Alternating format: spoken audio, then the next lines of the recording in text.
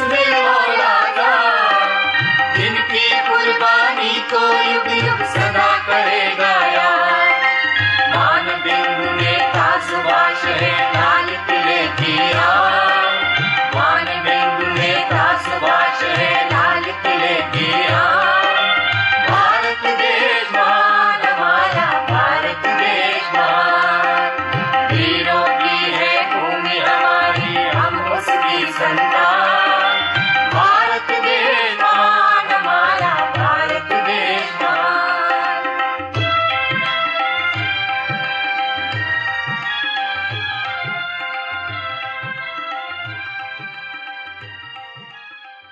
11 से 13 अप्रैल तक उन्नत कृषि महोत्सव कृषक कल्याण वर्ष 2026 में रायसेन में 11 से 13 अप्रैल तक उन्नत कृषि महोत्सव का आयोजन किया गया। महोत्सव में प्रदर्शनी और प्रशिक्षण के माध्यम से किसानों को देश के प्रतिष्ठित कृषि वैज्ञानिकों का मार्गदर्शन मिला और साथ ही पराली को कचरे से कंचन बनाने की तकनीक और 3 दिन तक लगातार चलने वाली प्रशिक्षण श्रृंखला किसानों की खेती को नए पायदान पर ले गई।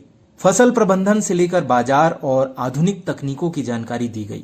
फसल कटाई के बाद प्रबंधन, कृषि अवसंरचना कोष के उपयोग से उन्नत कृषि, डिजिटल कृषि और आर्टिफिशियल इंटेलिजेंस यानी AI आधारित समाधान, मधुमक्खी पालन से कृषि आय में वृद्धि, कृषि यंत्रीकरण से खेती में उन्नति जैसे विषय इस महोत्सव के आकर्षण रहे।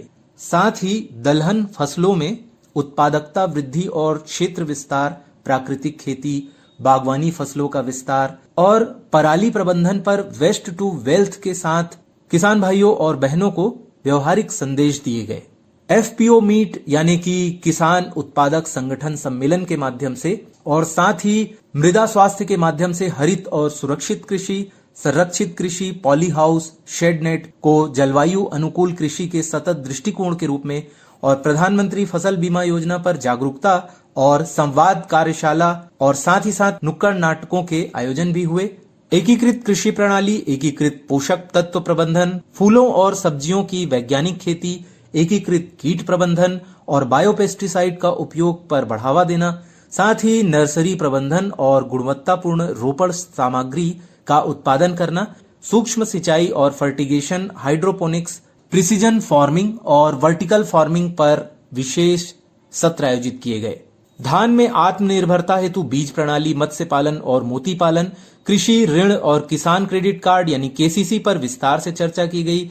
मध्य प्रदेश की जलवायु आधारित डेयरी संवर्धन और पशुपालन, धान की सीधी बुआई, मुर्गी पालन, बकरी पालन से आय वृद्धि और धरती बचाव विषय पर नाटकों के माध्यम से जलवायु संतुलित और टिकाऊ खेती का संदेश दिया गया। पराली प्रबंधन पर भी विशेष जोर दिया गया और कचरे से कंचन की अवधारणा के तहत वेस्ट टू वेल्थ मॉडल किसानों के समक्ष रखे गए ताकि पराली और कृषि अपशिष्ट को जलाने की जगह खाद, ऊर्जा और अतिरिक्त आय के स्रोत में बदला जा सके। पराली को जलाने से होने वाले पर्यावरणीय नुकसान और वैज्ञानिक प्रबंधन से मिलने वाले आर्थिक लाभ को सरल और सहज रूप से समझाया गया। कृषि मंत्रालय और ICAR द्वारा पराली प्रबंधन, फसल बीमा, सुरक्षित रूप से कीटनाशक का उपयोग, प्राकृतिक खेती पर विशेष रूप से चर्चा की गई। मेले के दौरान भारतीय कृषि अनुसंधान परिषद वैज्ञानिकों का मार्गदर्शन, उन्नत कृषि की झलक धरातल पर उतरी। किसानों द्वारा लाए गए मिट्टी के नमूनों का परीक्षण कर मृदा स्वास्थ्य रिपोर्ट दी गई, जिससे खेत स्तर पर ही सही फसल और पोषक तत्व प्रबंधन की योजना बन सके। साथ ही ग्राफ्टिंग, उन्नत नर्सरी प्रबंधन, हाइड्रोपोनिक्स, हाईटेक हॉर्टिकल्चर और समेकित कृषि प्रणाली के लाइव मॉडल प्रदर्शित किए गए ताकि किसान भाई और बहन इन तकनीकों को देख समझकर अपनी खेती में लागू कर सकें। ड्रोन तकनीक और नैनो उर्वरक छिड़काव का प्रदर्शन भी किया गया, जिससे सटीक और कम लागत वाले उर्वरक प्रबंधन की संभावनाएं किसान भाइयों और बहनों के सामने प्रत्यक्ष रूप से आईं। विभिन्न राज्यों के प्रगतिशील किसानों और वैज्ञानिकों के अनुभव, साझा सत्रों के सफल प्रयोग, नवाचार यानी कि इनोवेशन और बाजार से जुड़ाव के व्यवहारिक उदाहरण रखे गए, जिससे किसान भाई और बहन प्रेरित होकर अपनी खेती में बदलाव की नई शुरुआत कर सकें। हर जोखिम से निकल कर फसल आए, सुरक्षित हो जाए। फसल बीमा से हर किसान अब आत्मनिर्भर हो जाए। संकट के समय प्रधानमंत्री फसल बीमा योजना किसानों के लिए वरदान है। अब सूखा पड़े या बाढ़ आ जाए, कोई डर नहीं। अब ओले पड़े या कीट पतंगे फसल खा जाए, कोई फिक्र नहीं, क्योंकि हमने लिया है प्रधानमंत्री फसल बीमा। बुआई से फसल कटाई तक हर जोखिम का दावा, न्यूनतम प्रीमियम पर अधिकतम भुगतान का वादा। योजना से हर साल जुड़ रहे हैं 5 करोड़ से ज्यादा किसान। अब आपकी है बारी। नजदीकी कृषि कार्यालय, सहकारी समिति, बैंक शाखा, अधिकृत बीमा कंपनी या जन सेवा केंद्र में स्वेच्छा से करा सकते हैं पंजीकरण। फसल बीमा पोर्टल या फसल बीमा ऐप द्वारा भी कराया जा सकता है पंजीकरण। प्रधानमंत्री फसल बीमा योजना, आपकी फसलों का संपूर्ण सुरक्षा कवच। कृषि एवं किसान कल्याण मंत्रालय, भारत सरकार। किसान भाइयों और बहनों, फलों और सब्जियों में नुकसान बहुत ज्यादा होता है। लगभग 20 से 40% तक नुकसान हो जाता है। 10 से 15% ताजे फल और सब्जियां मुरझाकर बासी हो जाती है, जिससे उनकी मार्केट वैल्यू भी घट जाती है और ग्राहक भी उन्हें पसंद नहीं करते। इन नुकसानों को कम करने के लिए खेती के लिए और जमीन लाए बिना उनकी सप्लाई बढ़ाई जा सकती है, जिससे प्रदूषण को कंट्रोल में रखने में मदद मिलेगी। गलत तरीके से संभालने और स्टोर करने से टिश्यू टूटने के कारण फिजिकल यानी कि जो भौतिक रूप से जो नुकसान होता है ये भी काफी ज्यादा होता है। और मैकेनिकल नुकसान में चोट लग सकती है, फल या सब्जी है वो कट फट सकते हैं, फंगस या बैक्टीरिया से माइक्रोबियल खराबी भी उसमें आ सकती है। और इसके अलावा जो है इसमें ऑर्गेनिक एसिड और स्वाद में बदलाव भी आ सकता है। ये सब समस्याएं हो सकती है। लगभग 36% सब्जियां सॉफ्ट रॉट बैक्टीरिया के कारण खराब होती है, जबकि 30% फल पेनिसिलियम स्पीसीज के कारण खराब होते हैं। सही रूप से प्री हार्वेस्ट या पोस्ट हार्वेस्ट ट्रीटमेंट से नुकसान को कम किया जा सकता है। कुल मिला के जो कुछ तकनीक है, जो कुछ तरीके हैं, इनसे जो है हम अपने फल और सब्जियों में जो नुकसान हो सकता है उसको कम कर सकते हैं। कटाई से पहले के फैक्टर जो है उसके बारे में जानते हैं कि ऐसी किस्मों का चुनाव करें जो ज्यादा पैदावार दे, बेहतर रखने की क्वालिटी दे, धीरे धीरे पके और आसपास के हालात में ज्यादा शेल्फ लाइफ दे, यानी कि ज्यादा दिनों तक वो रह सकें। और साथ ही बेहतर प्रोसेसिंग क्वालिटी दें, उन्हें डेवलप करके कॉमर्शियली यानी कि व्यावसायिक रूप से उगाया जा सके। इसके अलावा जो है कुछ फलों और सब्जियों की शेल्फ लाइफ बढ़ाने में कुछ तकनीकें मदद करती हैं, जैसे प्रूनिंग या थिनिंग से फलों की साइज बढ़ती है और जो इसकी अम्लीयता है, एसिडिटी है, ये कम होती है, TSS भी कम होता है। किसान भाइयों और बहनों, पोटेशियम यानी कि जो पोटाश है, मैग्नीज और जिंक के इस्तेमाल करने से फलों की क्वालिटी बेहतर होती है, जबकि ज्यादा नाइट्रोजन और फास्फोरस से क्वालिटी खराब हो सकती है। इसलिए जो मात्रा होती है वो सही ही इस्तेमाल करना चाहिए, जो उचित मात्रा है वही इस्तेमाल करनी चाहिए। कटाई से पहले ज्यादा सिंचाई करने से भी शेल्फ लाइफ और सेंसरी क्वालिटी कम हो सकती है, जबकि कम सिंचाई से फसल की मैच्योरिटी बढ़ जाती है। और जड़ वाली जो फसलें हैं उसके लिए जड़ों को कांटेदार होने से बचाने के लिए मिट्टी को अच्छी तरीके से तैयार करना जरूरी है। अनियमित रूप से सिंचाई से गाजर और मूली कट फट सकती है। प्याज अगर आपने लगाए हैं तो उसके बाहरी छिलके भी खराब हो सकते हैं। और साथ ही साथ जैसे प्याज और लहसुन है, इसमें बेहतर क्वालिटी बनाए रखने के लिए कटाई से 3 सप्ताह पहले सिंचाई बंद कर देनी चाहिए। नाइट्रोजन और फर्टिलाइजर का ज्यादा इस्तेमाल करने से टिश्यू तेजी से खराब होते हैं। पत्ता गोभी में मॉलिब्डेनम की कमी से हार्ट रॉट हो सकता है। मटर में मैग्नीज की कमी से दलदली धब्बे पड़ते हैं और ज्यादा सिंचाई और फर्टिलाइजर से आलू में खोखला हार्ट भी बन सकता है। फलों की कटाई की गुणवत्ता और स्टोरेज लाइफ परिपक्वता से कंट्रोल होती है। अगर फलों को परिपक्वता की सही स्टेज पर तोड़ा जाए तो उनकी क्वालिटी बहुत अच्छी होती है। सब्जियों को तब तोड़ा जाता है जब वे अपने सबसे बड़े साइज की हो जाती है और फिर भी नरम होती है। जड़ वाली फसलों में ज्यादा मैच्योरिटी से वे स्पंजी और गुदेदार हो जाती हैं। उनकी कटाई में देरी नहीं करनी चाहिए। प्याज और लहसुन की कटाई में देरी से उनकी स्टोरेज क्वालिटी कम हो जाती है। कटाई दिन के ठंडे समय में करनी चाहिए। फल को जितनी जल्दी हो सके छाया में ले जाना चाहिए। गर्मी के मौसम में कटाई करने से खेत की गर्मी बढ़ जाती है, जिससे फल मुरझा सकते हैं और सिकुड़ जाते हैं। बारिश के दौरान या उसके तुरंत बाद कटाई नहीं करनी चाहिए, क्योंकि इससे माइक्रो ऑर्गेनिज्म यानी जो सूक्ष्म जीव हैं इनके बढ़ने के लिए सबसे अच्छे हालात बन जाते हैं। अगर बारिश के दौरान खट्टे फल तोड़े जाएं तो वे खराब हो सकते हैं, क्योंकि उनका छिलका फूल जाता है और आसानी से चोट लगने या धूप से झुलसने या ओलियोसेलोसिस जो बाहरी जो सेल्स होते हैं, एपिडर्मल ऑयल सेल्स, उसको नुकसान होने का खतरा बढ़ जाता है, जैसे संतरे या फिर नींबू में हो सकता है ऐसा। अब जानते हैं कि कटाई के बाद के फैक्टर क्या हैं। कटाई के तुरंत बाद क्यूरिंग की जाती है। इससे जो भी फल सब्जियां हैं उसकी स्किन जो है, उसकी त्वचा जो है वो मजबूत होती है। ये प्रोसेस काफी ज्यादा तापमान और आर्द्रता पर होता है, जिससे बाहरी टिश्यू का सबराइजेशन हो जाता है। इसके लिए जो ज्यादा तापमान है और ज्यादा आर्द्रता है ये अच्छी होती है। जैसे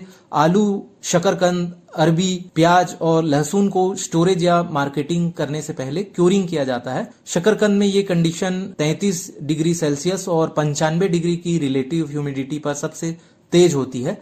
आलू के कंदों को 2 दिनों के लिए 18 डिग्री पर और फिर 90% रिलेटिव आर्द्रता जो होती है, जो अपेक्षित आर्द्रता होती है, इस पर 10 से 12 दिनों के लिए 7 से 10 डिग्री सेल्सियस पर रखा जाता है। क्यूरिंग से नमी की मात्रा भी कम हो जाती है, खासकर प्याज और लहसुन में।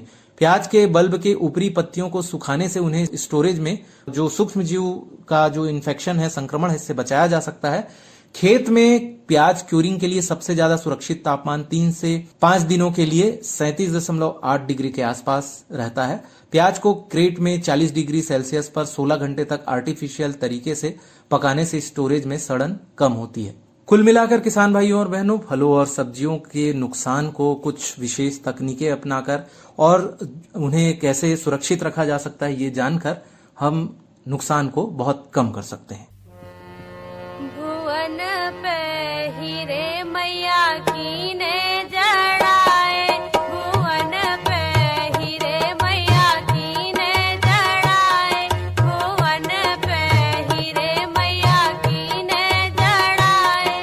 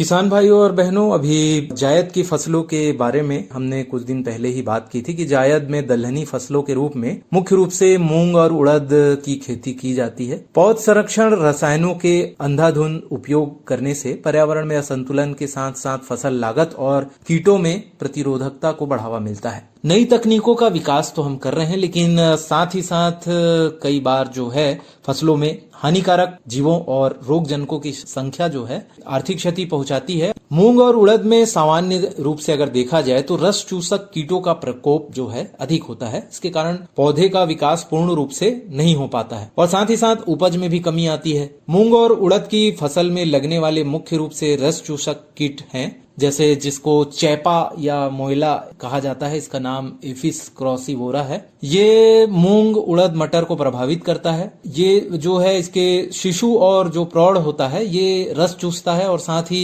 इसकी जो पहचान के लक्षण है कि ये इस कीट का जो शिशु होता है वो भूरे रंग का होता है और जो वयस्क होता है उसके पंख काले रंग के होते हैं। इस कीट की जो मादा होती है उसका जीवन 10 से 12 दिन का होता है, जिससे ये बिना निषेचन के ही 8 से 20 शिशु पैदा कर देती है। नवजात शिशु भूरे रंग के होते हैं और 5 से 8 दिन में ही 4 मोल्ट द्वारा वयस्क अवस्था में आ जाते हैं। इस कीट में प्रजनन साल भर होता है और इसमें पंख और पंख विहीन दोनों प्रकार की अवस्थाएं होती है। शिशु और प्रौढ़ दोनों ही पत्तियों की निचली सतह पर रहकर रस चूसते हैं और साथ ही शहद जैसा चिपचिपा पदार्थ भी निकालते हैं, जिससे पौधे पर अन्य रोगजनक फफूंद और जीवाणु भी पैदा हो जाते हैं। परिणाम स्वरूप जो हमारे पौधे होते हैं वो बौने हो जाते हैं और फूल और कलियों का विकास भी नहीं हो पाता है। अब इसके जो नियंत्रण है या इसका प्रबंधन है ये कहा जाए तो कैसे करते हैं। शस्य और यांत्रिक नियंत्रण अगेती बुआई करें, यानी पहले ही बुआई करें। नाइट्रोजन युक्त उर्वरकों का ज्यादा इस्तेमाल न करें। जैविक नियंत्रण जो है इसका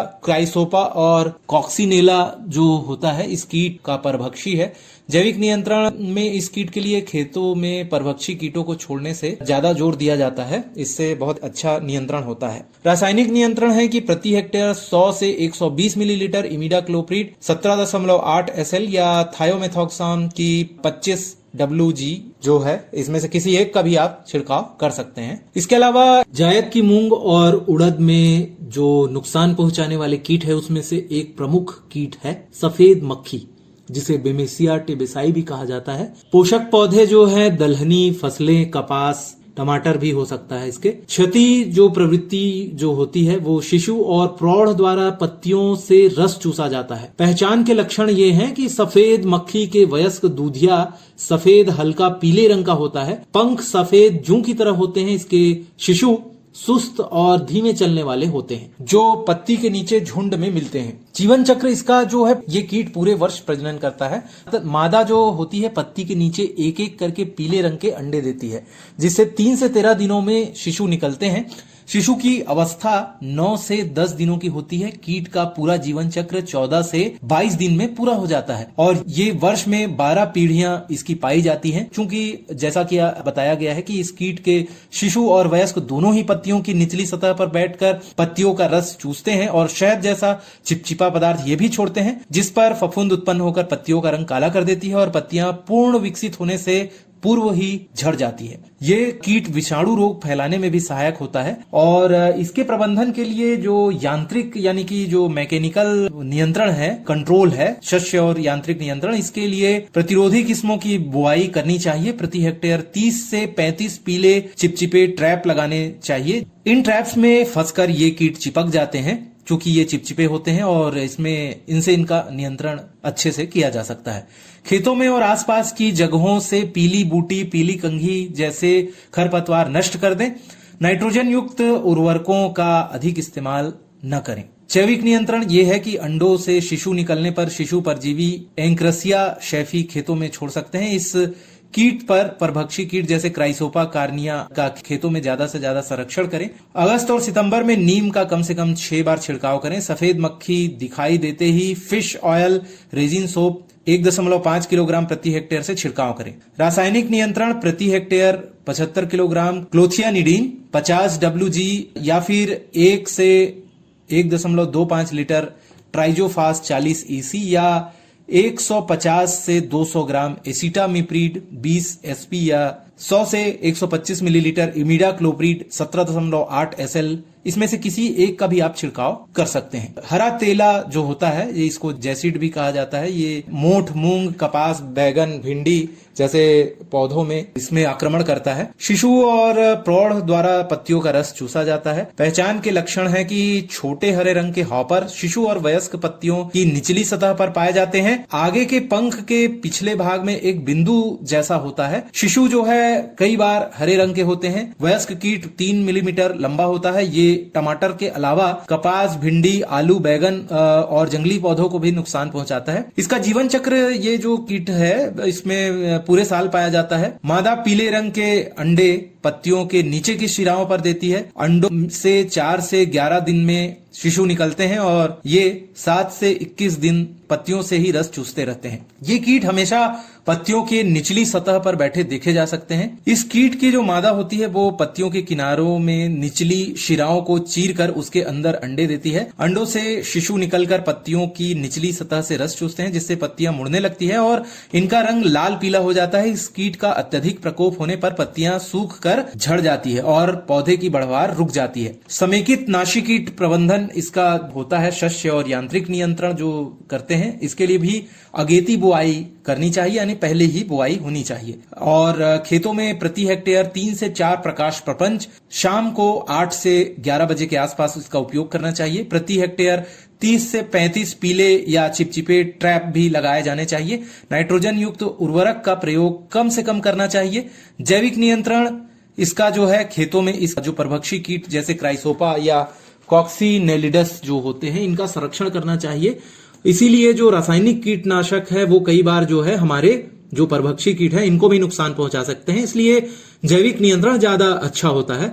खेतों में समय समय पर नीम के बीजों का जो पाउडर होता है या निबोली का जो पाउडर होता है, इसका भी छिड़काव कर सकते हैं। रासायनिक नियंत्रण करने के लिए प्रति हेक्टेयर 100 से 125 मिलीलीटर इमिडाक्लोप्रिड 17-8 SL या 625 ग्राम एसीफेट, 75 SP या 75 ग्राम थायोमेथॉक्साम 25 WG में से किसी एक का छिड़काव भी आप कर सकते हैं। कुल मिलाकर जो जायद की जो फसल है, चाहे उड़द हो या मूंग हो, वो बहुत महत्वपूर्ण है। इसके अलावा खरपतवार का जो प्रबंधन है वो भी आप कर सकते हैं। निराई गुड़ाई करके खेत को साफ करें, क्योंकि खरपतवारों में कीट छिपे रहते हैं। थोड़ी सी सावधानी, थोड़ी सी जागरूकता और थोड़े से प्रयास से आप इन कीट व्याधियों, कीट प्रकोप से बचे रह सकते हैं। अरे अरे अरे क्या कर रहा है? इधर इधर इधर, हम बोल रहे हैं तेरे बीजू का। उतला बोल रहा है? हाँ, पक्षियों से तो हम खेत को बचा लेते हैं, पर इन घातक रसायनों से कैसे बचाएं? मतलब? देख बेटा, तू जो ये अंधाधुंध रसायन मिलाता है ना, मिट्टी की सेहत बिगड़ने लगी है। और जब माटी ही कमजोर पड़ जाएगी तो उपज कैसे सेहतमंद होगी? अरे पहले ऐसा नहीं था। पूछना अपने बड़े बुजुर्गों से, कैसे फसल लहलहाती थी, शुद्धता झलकती थी। हाँ, माटी भी तंदुरुस्त और लोग भी। अब पहली वाली बात कहाँ? पर अब तो सभी डाले हैं। सब नहीं, आज भी लाखों जागरूक किसान परंपरागत विधि से फसल उगा रहे हैं। खर्चा कम और उपज की कीमत भी बेहतर पा रहे हैं। सच है? रे बेटे, एक्सपीरियंस से बता रहे हैं, धूप में बाल सफेद नहीं किए हैं। हाँ। ठीक है भाई, मैं भी आज से जैविक खेती शुरू करूंगा। माटी से प्रेम की परंपरा है, परंपरागत खेती। किसान भाइयों और बहनों, किसानवाड़ी कार्यक्रम आज यहीं तक। जय जवान, जय किसान, जय विज्ञान, जय अनुसंधान। आप सबको नमस्कार और राम राम।